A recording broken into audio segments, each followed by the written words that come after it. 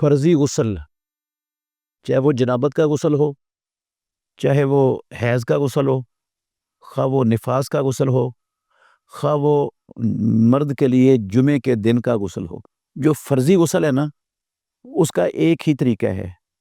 وہ طریقہ میں آپ کے سامنے رکھتا ہوں۔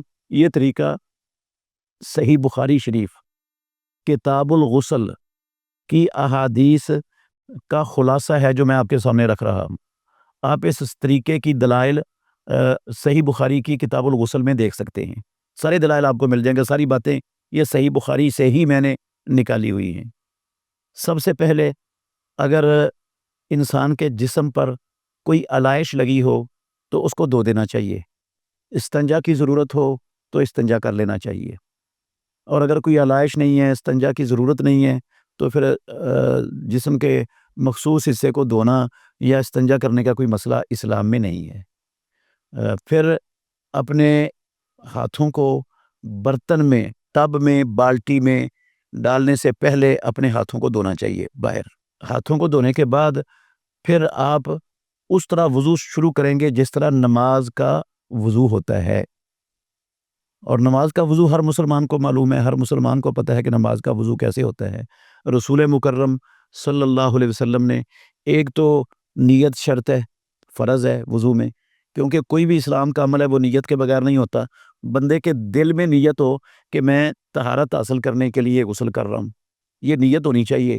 وہ نیت ہے ہی نہیں کوئی بھی، ویسے ہی ٹھنڈا ہونے کے لیے یا ویسے ہی رواج اور رسم کے طور پر وہ اپنے اوپر پانی ڈال رہا ہے تو وہ غسل نہیں ہوگا اس کا۔ نیت ہو، پھر بسم اللہ پڑھے۔ نیت دل کے ارادے کا نام ہے، زبان سے نیت کوئی نہیں پڑھی جاتی، نہ غسل کی، نہ وضو کی، نہ نماز کی، نہ حج کی، نہ عمرے کی، نہ اور کسی دنیا کی عبادت کی۔ نیت زبان سے نہیں پڑھی جاتی، نیت دل کے ارادے کا نام ہے، یہ بھی بات ذہن میں رکھنی چاہیے۔ پھر بسم اللہ پڑھے، کیونکہ رسول مکرم صلی اللہ علیہ وسلم کا حکم ہے توضؤ بسم اللہ، اللہ کے نام کے ساتھ وضو کرو، اور رسول مکرم صلی اللہ علیہ وسلم جس کام کا حکم دے دیں وہ کام کرنا فرض ہو جاتا ہے۔ اور حسن لغیرہ کے درجے کی ایک اور بھی حدیث ہے، رسول اللہ صلی اللہ علیہ وسلم نے فرمایا کہ لا وضوء لمن لم یذکر اسم اللہ علیہ، اس انسان کا وضو نہیں ہے جس نے وضو پر اللہ کا نام نہ لیا۔ تو بسم اللہ کہنا ہے، پورا بسم اللہ الرحمن الرحیم پڑھنے کی ضرورت نہیں ہے، بس صرف بسم اللہ کہنا ہے۔ اور پھر اپنے ہاتھوں کو دھونا ہے، ہاتھوں کو دھوتے ہوئے اچھی طرح ہاتھوں کی انگلیوں کا خلال کرنا ہے۔ حکم دیا ہے یہ رسول اللہ صلی اللہ علیہ وسلم نے ہاتھوں کی انگلیوں کے خلال کرنے کا۔ اگر انگوٹھی وغیرہ پہنی ہوئی ہے تو اس کو بھی حرکت دے دے تاکہ اس کے نیچے بھی جگہ خشک نہ رہے۔ پھر اپنے چلو، دائیں ہاتھ سے چلو میں پانی بھرنا ہے، اور کچھ پانی منہ میں ڈال لینا اور کچھ ناک میں کھینچ لینا ہے۔ پھر منہ والا پانی حرکت دے کر پھینک دینا ہے، اور پھر بائیں ہاتھ سے ناک کو جھاڑ دینا ہے۔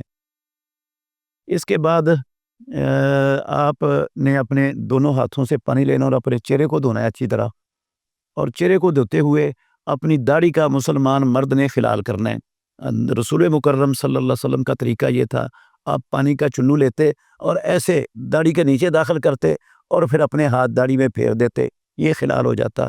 یہ حکم ہے رسول مکرم صلی اللہ علیہ وسلم کا، اور آپ نے کہا ہاکذا امرنی ربی، مجھے آپ نے ایسے خلال کر کے کہا مجھے میرے رب نے ایسے ہی حکم دیا ہے۔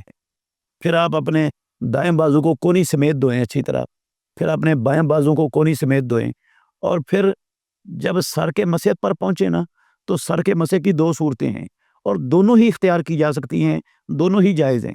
ایک صورت یہ ہے کہ آپ نماز والے مسے کی طرح مسا کر لیں، یہ بھی جائز ہے، اس کی بھی اجازت ہے۔ وہ ہے سر کے جہاں بال اگتے ہیں، سر کی حد شروع ہوتی ہے، وہاں سے آپ ہاتھ رکھیں اور گدی تک لے جائیں، اور گدی سے واپس لائیں اور وہاں آ کر ہاتھ اٹھا لیں۔ ایک یہ مسے کا طریقہ ہے۔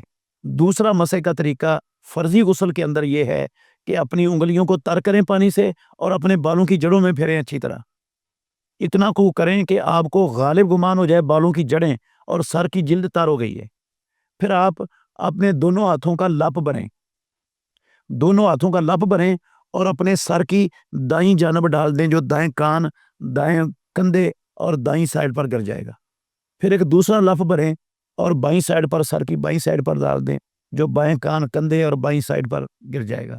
پھر آپ تیسرا لپ بھریں دونوں ہاتھوں کا، اور تیسرا لپ بھر کر آپ اپنے سر کے درمیان میں ڈال دیں۔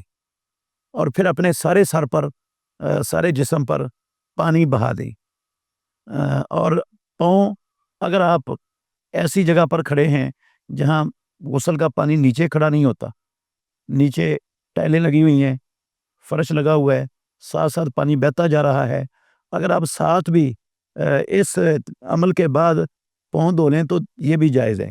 اور اگر آپ نیچے پانی کھڑا ہوتا ہے یا آپ کو وسوسوں کا خطرہ ہے کہ کہیں گندا پانی میرے پاؤں کو نہ لگ گیا ہو، تو پھر واش روم سے باہر نکل کر اپنے پاؤں دھو لیں، تو یہ آپ کا فرضی غسل مکمل ہو جائے گا۔